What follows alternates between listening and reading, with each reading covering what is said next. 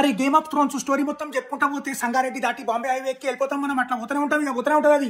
First main characters. First టిరియాన్ లనిస్టర్. ఈయన ఎక్కువ తాగుతాడు, ఎక్కువ మాట్లాడతాడు, అన్నీ ఈయనకే తెలిసినట్టు చేస్తాడు. అరే మా దోస్తు కూడా ఇంతే అనుకునేరు, అట్లా కాదు. ఈయన ఒక్క సెకండ్ మీరు ఎక్కువ ఆవలిస్తే లోపల పోయి మీ పేగులతో నవార్లు అల్లేసి బయటకు వచ్చేస్తాడు. అంత ఖతర్నాక్. ఈ గేమ్ ఆఫ్ థ్రోన్స్ అనే దాంట్లో పెద్ద గేమ్ ఆడేది ఈయననే. ఈ టిరియాన్ గానికి ఒక అక్క, ఒక అన్న, వాళ్ళిద్దరు ట్విన్స్, సర్సీ ఇంకా జేమీ. వాళ్ళిద్దరు కొంచెం కెమిస్ట్రీ, బయాలజీ 19 బేస్ ఉంటుంది. దాని గురించి మనం ఎక్కువ మాట్లాడొద్దు. జస్ట్ ఒకటే చెప్తా, వాళ్ళ క్యాలెండర్ లో రాఖీ పున్నమే లేదు. ఈ మొత్తం సిరీస్ లో నంబర్ 1 హీరో అంటే జాన్ స్నో. ఆయననే మెయిన్ అన్నట్టు. ఈ మొత్తం గేమ్ ఆఫ్ థ్రోన్స్ అనేది ఒక పెద్ద ఎర్రగడ్డ మెంటల్ హాస్పిటల్ అన్నట్టు. ఒక్కొంతమాకు సరిగ్గా ఉండదు.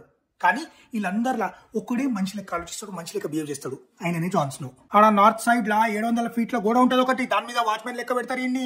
కానీ ఈయనకు భాషా సినిమాల రజనీకాంత్ కున్నంత ఫ్లాష్ బ్యాక్ ఉంటది.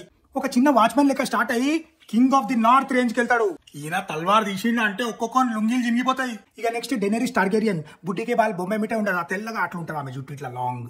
డెనేరిస్ టార్గెరియన్ అంటే ఏమనుకుంటున్నావు? ఆమెకు నిప్పుతోనే ఏం కాదు, నిప్పు నాగమని ఆమె ఇట్లా వెళ్ళిపోతుంది. ఒకసారి బిల్డింగ్ ఇట్లా మొత్తం గాలిపోయి అన్ని పిల్లర్లు గిల్లరు మొత్తం సర్వనాశనం అయితే ఆ నిప్పులకి ఇట్లా మెల్లగా స్లో మోషన్ ఇన్స్టాగ్రామ్ లో వచ్చినట్టు మెల్లగా నడుచుకుంటూ వస్తుంది. ఇట్లా ఆమెను చూస్తే అరే మే వికోటర్ మరి క్యాడ్ లో వచ్చేట లెక్క ఉంది కదా అనుకుంటాను. అట్లా కాదు, చాలా ఖతర్నాక్. ఆమె 3 డ్రాగన్స్ ఉంటాయి ఆమె దగ్గర, 3. ఈమెకు 2 సెకండ్ లాంగ్వేజ్లు వస్తాయి, దోత్రాకి, వెలేరియన్. ఆమె ఏం మాట్లాడినా మనకు అర్థమైనట్టే అనిపిస్తుంది. కానీ